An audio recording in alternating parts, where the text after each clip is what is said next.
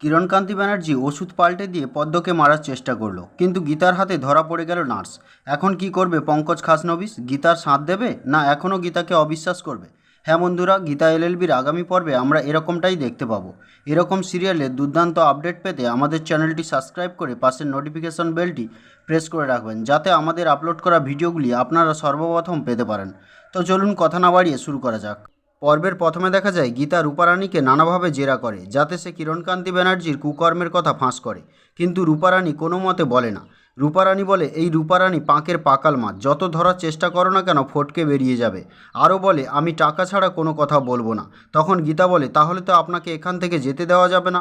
তখন রূপারানী বলে আমি এখানে আসার আগে কিরণকান্তি দাদাবাবুকে জানিয়ে এসেছি, উনি আপনাকে দেখে নেবে। তখন গীতা এই কথাগুলো রেকর্ড করে নেয়, ফলে রূপারানী ফেঁসে যায়। উপায় না দেখে রূপারানী সেখান থেকে পালিয়ে যায়।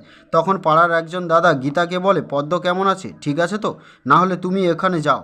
তখন গীতা পদ্মর কাছে যায় এবং বড়বাবুকে ফোন করে ধরে নেয়। গিয়ে দেখে একজন নার্স পদ্মকে একটি ইঞ্জেকশন দিতে যাচ্ছিল।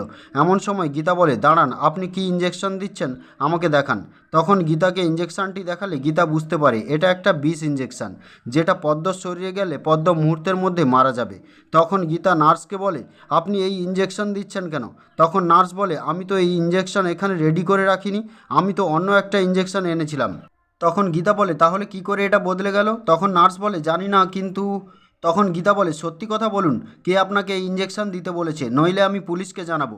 অলরেডি বড়বাবু আমাদের সব কথা শুনেছে। তখন নার্স বলে বিশ্বাস করুন ম্যাডাম, আমি এটা চেঞ্জ করিনি। তখন গীতা বলে আপনি কি এটা রেখে বাইরে গিয়েছিলেন? তখন নার্স বলে হ্যাঁ, আমি ওষুধ আনতে গিয়েছিলাম। তখন গীতা বলে ও বুঝতে পারছি, আপনি যখন বাইরে গিয়েছিলেন সেই সময় কেউ এটা চেঞ্জ করে দিয়েছে। আপনি জানেন না এই পেশেন্টকে বারবার মারার চেষ্টা করা হচ্ছে, তাহলে আপনি এরকম কাজ কি করে করলেন? তখন গীতা বড়বাবুকে ফোন করে বলে আপনি তো বেশ বলছিলেন অগ্নিজিৎ মুখার্জি পদ্মকে মেরেছে, তাহলে এখানে বারবার পদ্মকে মারার চেষ্টা কে করছে? আপনি কি ইনভেস্টিগেশন করছেন? আর আপনি পদ্মকে রক্ষা করার দায়িত্ব নিয়েছেন, সেটা এইভাবে পালন করছেন? তখন বড়বাবু কি বলবে ভেবে পায় না। তখন বড়বাবু বলে অগ্নিকন্যা আপনি একটু থামুন, আমি দেখছি ব্যাপারটা, যে অপরাধ করেছে তাকে অবশ্যই আমি ধরে দেবো। তো বন্ধুরা, আজকের পর্ব এই পর্যন্ত, আবার দেখা হবে পরবর্তী পর্বে। ততক্ষণে ভালো থাকুন, সুস্থ থাকুন, আর ভালো লাগলে একটি লাইক দেবেন।